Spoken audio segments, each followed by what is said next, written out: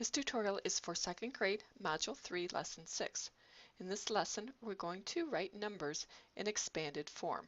In expanded form, we look at the individual digits in a number and write the value of that digit according to its place value spot. And then we add all of the digits together to get a sum, which equals the original number. For example, in our first number, the 2 would actually be worth 200 because the 2 is in the hundreds place.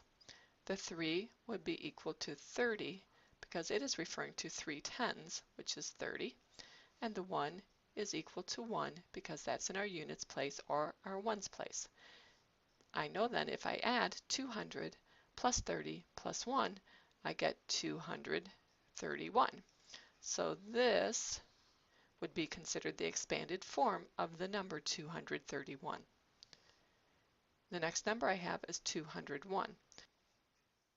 The 2 is worth 200 since it is in the hundreds place.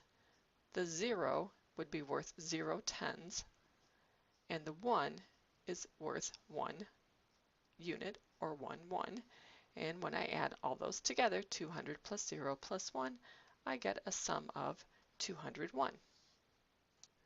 Here are a couple more examples. This time I have a 3 in my hundreds place, so that is worth 300. I have 110, so that is 10, and I have 2 ones. 300 plus 10 plus 2 equals 312. And in problem D, I also have a 3 in the hundreds place, so that is 300, and I have a 1 in my tens place, so that is 110, and I have a 0 in my ones place, so that would be 0 ones. 300 plus 10 plus 0 is equal to 310. In the next section, we're given the expanded form of a number and we have to write the number in standard form. You'll notice in this first problem, the numbers are not written in order of place value from greatest to least as they were in the problems that we wrote in expanded form. So I'm going to first look at the numbers and I'm going to start with the greatest number. The greatest number is 100, so I know that my number will have a 1 in the hundreds place. And then I have 30, that means it will have a 3 in the tens place, since 30 is 3 tens, and I have a 2 in the ones place. So 2 plus 30 plus 100 is equal to 132. In problem B, I have 200s, so that would put a 2 in the hundreds place, but you'll notice I don't have any tens. In the previous problems, we wrote a plus 0 if we didn't have any tens. This is also an acceptable way to write expanded form. If you don't have a value for a particular place value, you can completely leave the 0 out. But when we write the number, we still have to show that there are 0 tens. And then I can show the 1 in my ones place. 1 plus 200 is 201. Here's another example. Again, I'm going to start with the 300. So there's a 3 in my hundreds place.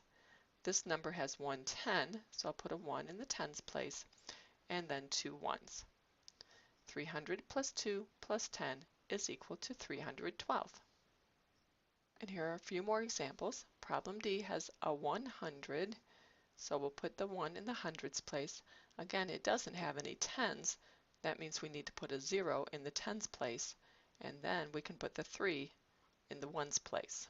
100 plus 3 equals 103. In problem E, I'll start with the 200, so we have a 2 in our hundreds place. This number has 50 or 5 tens. That means we'll put a 5 in the tens place, and now we have a 7 in the ones place. 50 plus 200 plus 7 equals 257. And finally, we have problem F. It has 700, so we'll put 7 in the hundreds place. This number does not have any tens, so we'll put a 0 in the tens place, and we'll include the 5 in the ones place. 700 plus 5 equals 705. So when we write numbers in expanded form, the order of the numbers does not make any difference. It will still add up to our original number.